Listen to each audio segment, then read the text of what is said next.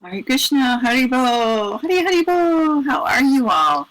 It's Friday night, Bhaktiville, Nectar of Devotion. Here we are. Bhaktimimulus is here, and I think Kandita's on her way, as is Greece. So we will see them all momentarily. I'm sure they'll pop in and say hello. So we're still on Nectar of Devotion.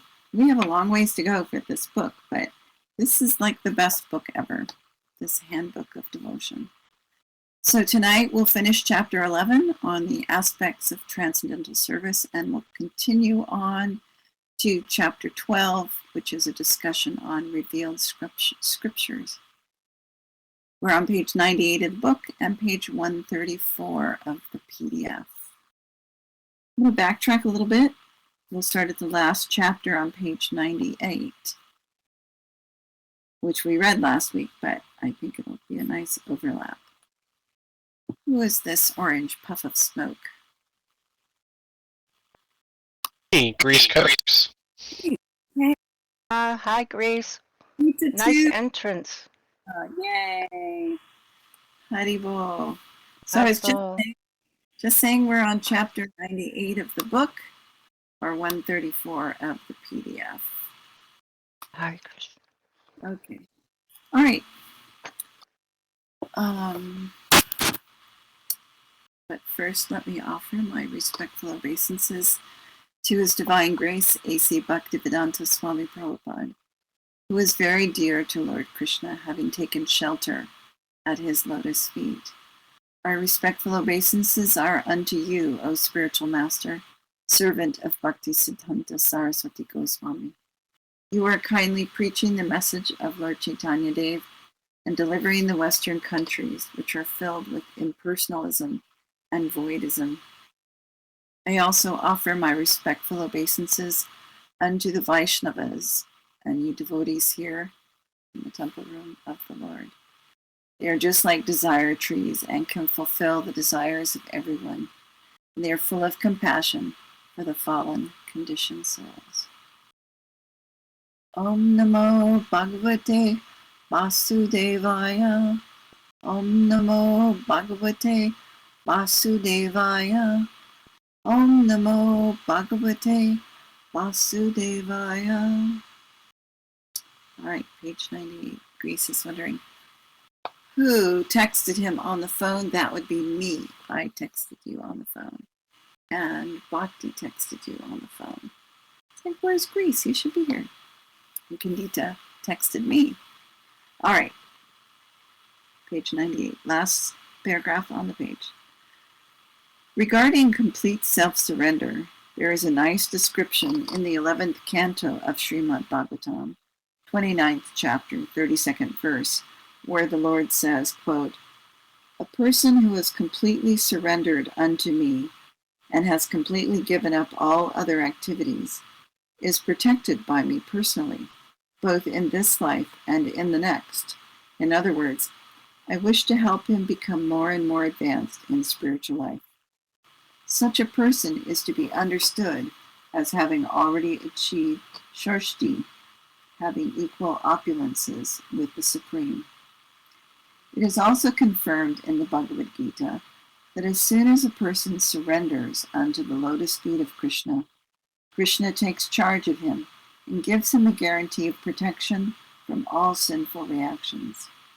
He also instructs from within so that the devotee may very quickly make advancement towards spiritual perfection. This self-surrender is called Atma-nivedana. According to different authorities, self is differently defined.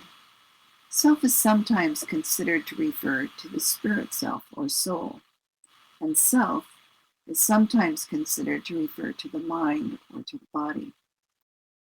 Full self-surrender, therefore, means not only surrendering oneself as spirit soul, but also surrendering one's mind and body to the service of the Lord. Srila Bhaktivinoda Thakur has sung a nice song in this connection. By offering himself as a fully surrendered soul, he said, quote, "My mind, my household affairs, my body, whatever is in my possession, My dear Lord, I offer to you for your service. Now you can do with them as you like. You are the supreme possessor of everything. So if you like, you can kill me. If you like, you can give me protection. All authority belongs to you. I have nothing to claim as my own. End quote. Sri Yamunacharya, in his prayers to the Lord, has expressed a similar idea in the following words, quote, My dear Lord, I may be living within some body as a human being or as a demigod, but whatever mode of life, I do not mind, because these bodies are simply byproducts, the three modes of material nature, and I, who am in possession of these bodies, am surrendering myself unto you. End quote. In the Hari Bhakti Viveka, there is a statement regarding how one can offer his body in self-surrender. There, the devotee says, quote, My dear Lord, as a souled animal has no need to think about his maintenance and sustenance, so because I have given up my body and soul unto you, I am no longer concerned with my maintenance and sustenance.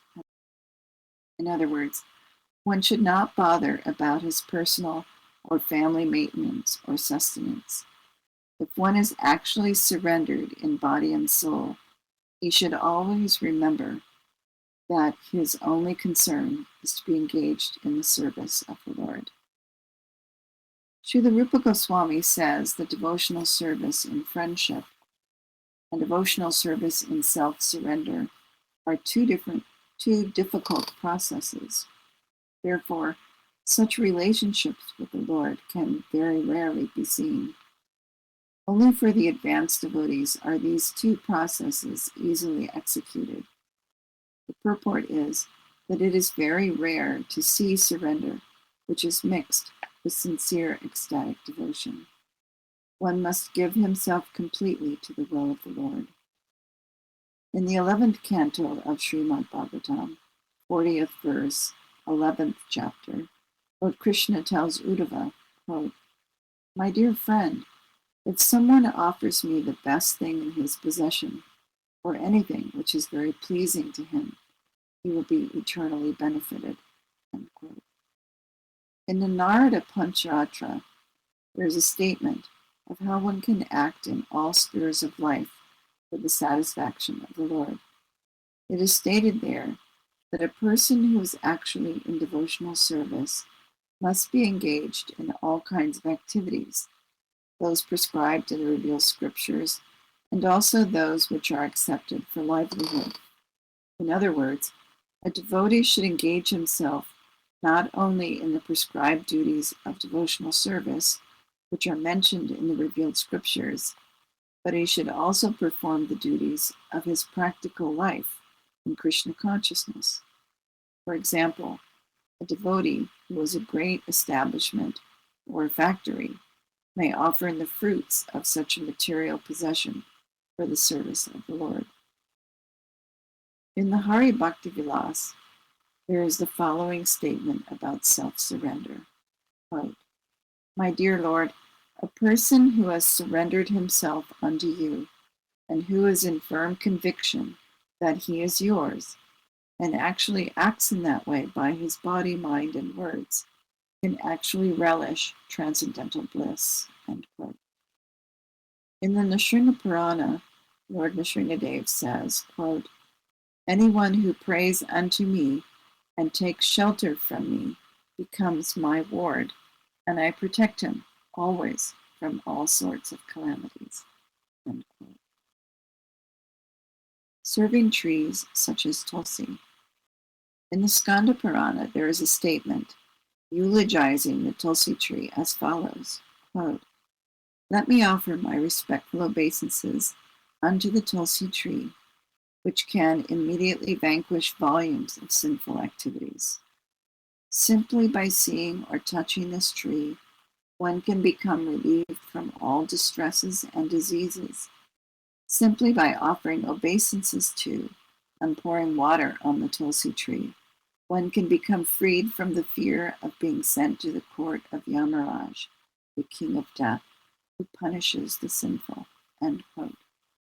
If someone sows a Tulsi tree somewhere, certainly he becomes devoted to Lord Krishna. And when the Tulsi leaves are offered in devotion at the lotus feet of Krishna, there is the full development of love of Godhead. In India, every Hindu, even those not belonging to the Vaishnava group, takes special care of the Tulsi tree. Even in great cities where it is very difficult to keep a Tulsi tree, people are to be found very carefully keeping this plant. They water it and offer obeisances to it because the worship of the Tulsi tree is very important in devotional service. Bhakti, there's the comments. So we can have livelihood, but he has just said we should depend on Krishna for everything. Isn't that contradictory? Well, our livelihood is a dependency on Krishna. Who else would be providing that? If we're not in that state of mind, then you can offer whatever you get from your livelihood to Krishna, and then eventually you'll see that your livelihood is supplied by Krishna.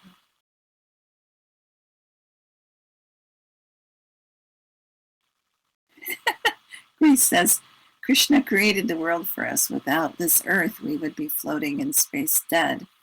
Well, we're not this body, so we would be not dead. But yes, he did create this world. Yes, the earth is our mother. So, but you had something, you said something else here. Let's scroll back. Does Tulsi become a tree? Well, she can get pretty big, but I've seen pictures where people say that it's a Tulsi tree, but it's not a Tulsi tree. So I would say generally a bush, big bush. Not tall like a tree. Greece says, true, the earth is the material plane. Our biosuits need its food to live or else starve.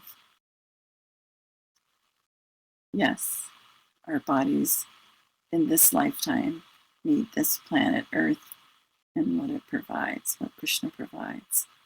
And Bhakti is asking about Tulsi, and yes, she belongs to the Basil family. Or the Basil belongs to her family. Uh-oh, computer's about to die. All right, questions answered. Candita's hands are floating. Candita says, Tulsi grows quite well here in Hawaii, and she can get as high as a big bush chest high. Oh, that's very cool. That's pretty big. Yes, definitely perfect weather for her there, Bhakti says. In LA, we used to get boxes of manjaris from Govinda Dasi for the deities. Yes, Florida too. Also good. They grow outside. You don't have to, in the ground. You don't have to be in pots, taken in and out and moved around and such. All right.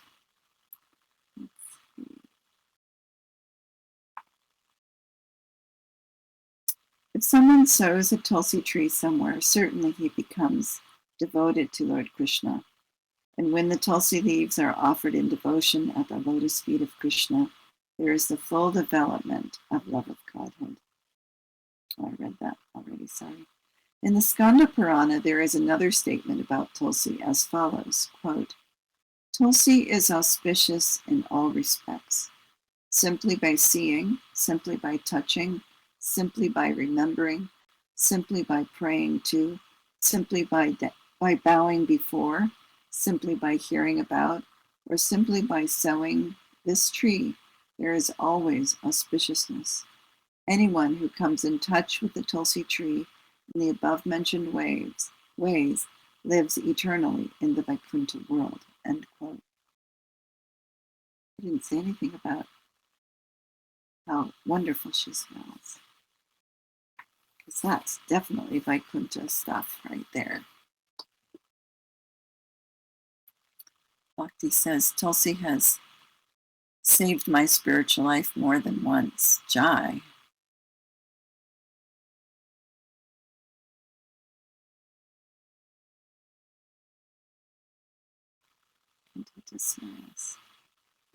All right. Any questions about that chapter? Kandita says, wow. No? All right, moving on. Chapter 12. Revealed Scriptures.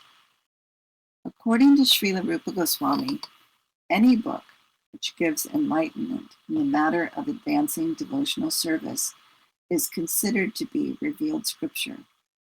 Srila Madhvacharya has also defined revealed scriptures as referring to books such as Ramayana, Mahabharata, Puranas, Upanishads, Vedanta, and any other literature which is written in pursuance of such revealed scriptures. In the Skanda Purana, there is a statement, quote, "The person who is constantly engaged in reading literature, enunciating the cultivation of Vaishnava devotional service, is always glorious in human society, and certainly Lord Krishna becomes pleased with him. A person who very carefully keeps such literature at home and offers respectful obeisances to it becomes freed from all sinful reactions and ultimately becomes worshipable by the demigods." It is also said to Narada Muni, quote, "My dear Narada, a person who writes Vaishnava literature and keeps such literature at home has Lord Narayan always residing in his house," end quote. In the Srimad Bhagavatam, 12th canto, 12th chapter, 12th verse, 12, it is stated, quote, "Srimad Bhagavatam is the essence of all Vedanta philosophy. Any person who has become attached in some way or other to the reading of Srimad Bhagavatam cannot have any taste for reading any other literature," end quote. In other words, a person who has relished the transcendental bliss of Srimad Bhagavatam cannot be satisfied with mundane writings. In the Varaha Purana, there is a statement praising the residential quarters of Mathura. Lord Varaha tells the men of earth, quote, "Any person who becomes attracted to places other than Mathura will certainly be captivated by the illusory energy," end quote. In the Brahmanda Purana, it is said that all the results of traveling and all the pilgrimages within the three worlds can be achieved simply by touching the holy land of Mathura. In many shastras or scriptures, it is said that simply by hearing, remembering, glorifying, desiring, seeing, or touching the land of Mathura, one can achieve all desires.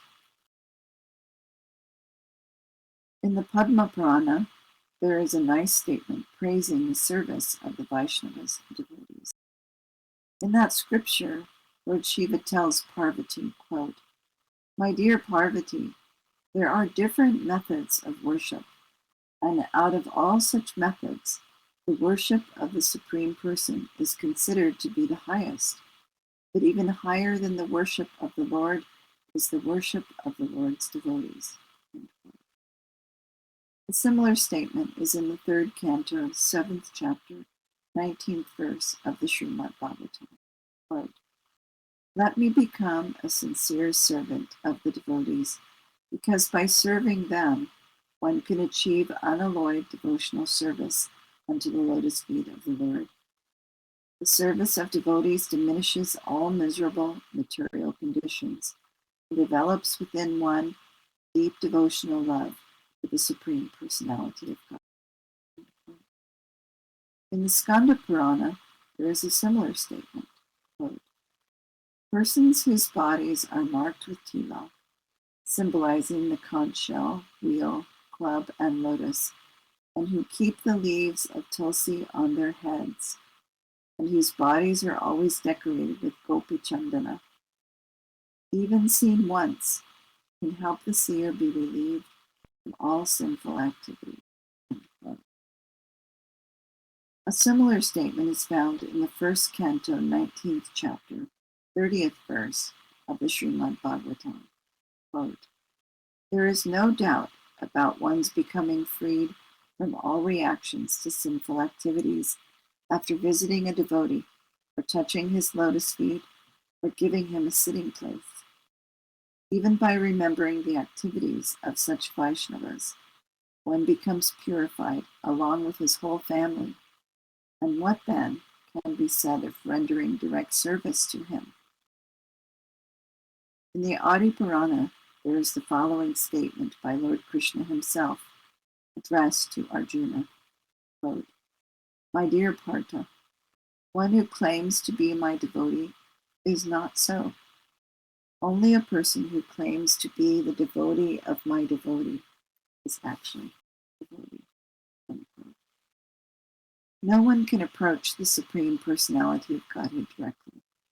One must approach him through his pure devotees. Therefore, in the system of Vaishnava activities, the first duty is to accept a devotee as spiritual master and then to render service unto him.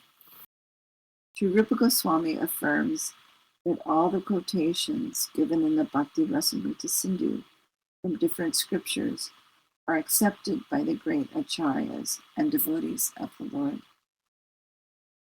In the Padma Purana, there is a statement that one should perform the ceremonies for the Lord according to one's financial position. Everyone should observe the different ceremonies and celebrations of the Lord by all means. One of the most important of these ceremonial functions is called Orja Vrata. Orja Vrata is observed in the month of Kartik, October-November. Especially in Vrindavan, there is a specific program for temple worship of the Lord in his Damodar form. Damodar refers to Lord Krishna's being bound with rope by his mother Yashoda. He said that just as Lord Damodar is very dear to his devotees, so the month known as Damodar or Kartik is also very dear to them.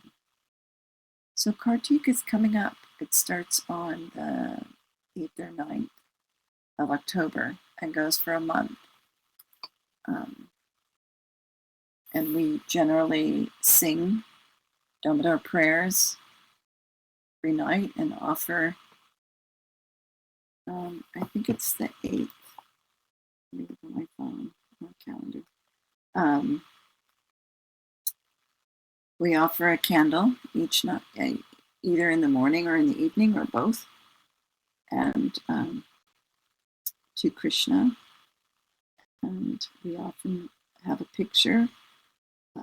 Starts on the 8th. But I think the parikramas are going on the 9th, are starting on the 9th. So generally people, so you're offering a candle, you're singing the Damodar prayers. They're nice recordings on YouTube. Maybe we should put this on our Facebook page, how to do Kartik. And then usually there are these parikram parties that visit all these different places each day. They go on tours throughout Vrindavan and the surrounding areas. So what I do is this year, I'm going to go through a whole book. I have a book, The Color Guide of Vrindavan. And I'm going to start at the beginning, and Kandita says they can look up Damodar Ashtakam, that's the song. And so I have scheduled to go to different places each day around. I'm going to make a whole circumambulation of Vrindavan and go to different temples each day. And so during my japa period, I'll be visiting those places, mentally. And I'm also, Bhaktiville listens. He's following me on Facebook about that. Cool. So, and when I go for a walk, I'll think about walking around Vrindavan and just kind of immersing myself in the Vrindavan mood, all the temples there, all the devotees, and then I'll be reading about the places, but then also reading the different appearance days that go on during Kartik, and then the different samadhis that I'm going to. I'm going to read some of their writing each day. So I'll post that each day on my Facebook page, what I'm doing. And some days I'm doing art. I've already started working on my art for the different Kartik days. So it's a month where you can really immerse yourself, and it's a wonderful holiday for a whole month. So let me keep reading. The execution of devotional service during Urj Vrat in the month of Kartik is especially recommended to be performed at Mathura. This system is still followed by many devotees. They go to Mathura, Vrindavan, and stay there during the month of Kartik, specifically to perform devotional service during this period. In the Padma Purana, it is said, quote, "The Lord may offer liberation or material happiness to a devotee, but after some devotional service has been executed, particularly in Mathura during the month of Kartik, the devotees want only to attain pure devotional service unto the Lord." End quote. The purport is that the Lord does not award devotional service to ordinary persons who are not serious about it, but even such unserious persons who execute devotional service according to the regulative principles during the month of Kartik and within the jurisdiction of Mathura and Vrindavan are very easily awarded the Lord's personal service. In the Bhavishya Purana, there is a statement about observing different ceremonies, celebrating the Lord's appearance, his birthday, and other transcendental activities. It is said, quote, "My Lord Janardhan, Krishna, please let us know the date when your mother Devaki gave birth to you. If you kindly inform us about this, then we shall observe a great celebration on this date. O killer of Keshi, we are souls 100% surrendered unto your lotus feet, and we wish only to please you with our ceremonies." The statement of the Bhavishya Purana gives evidence that by observing different functions in relationship with Krishna, one is sure to become pleasing to the Lord.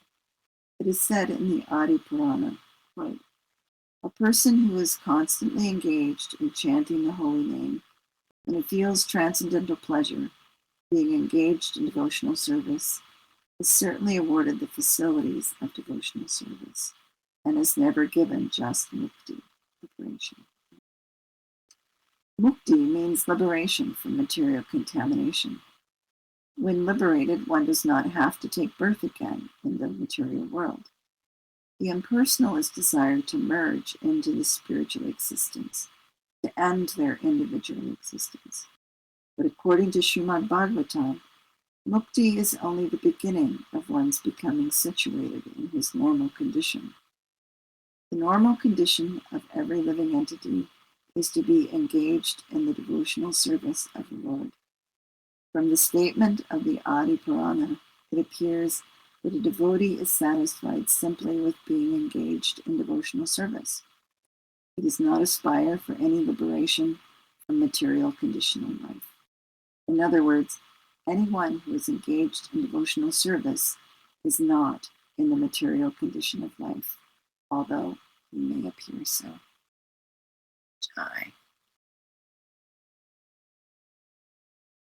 Kandita is asking about. She says, "Thank you for sharing what I'll be doing on Facebook." Yes, I'll be sharing it. each day what it is I'm doing. I have a spreadsheet of, I can be overly organized, right? So I have a spreadsheet, a Google spreadsheet of each place I'm going to, and the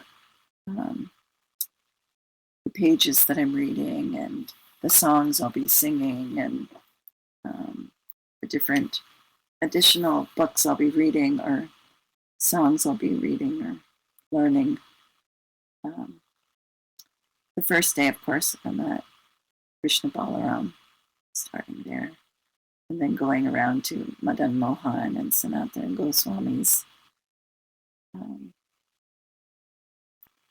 Have you ever used a Google Globe map to see them? Yes, I have. In fact, there's a Wikimapia of Vrindavan, where people have added their own photos, and I've added my own photos to Wikimapia that I took the last time I was in Vrindavan, and different people who live there have circled their houses like, this is my house, and it's really quite fun, Wikimapia. And but Google Maps is also really fun, and yeah, it's great fun. Wikimapia. All right, any other questions about Kartik or what we read? Or it did go fast, didn't it? I guess I got all chatty. Seems to go fast when I get chatty. It is. It's fun. So Kartik, I love Kartik. I don't think that I can't imagine myself going to India during Kartik, because it's everybody's there. Everybody goes to India for Kartik, and Vrindavan is just smashed. It's just people everywhere, but everybody's doing everything. I have a friend who sponsors a group of actors who perform Krishna Lila in Govardhan, and that's, I'll post some of that too, because they'll be performing. That's where they earn their most money, is doing the Krishna Lila during Kartik. And it's all men. All men perform all the parts, men and women. And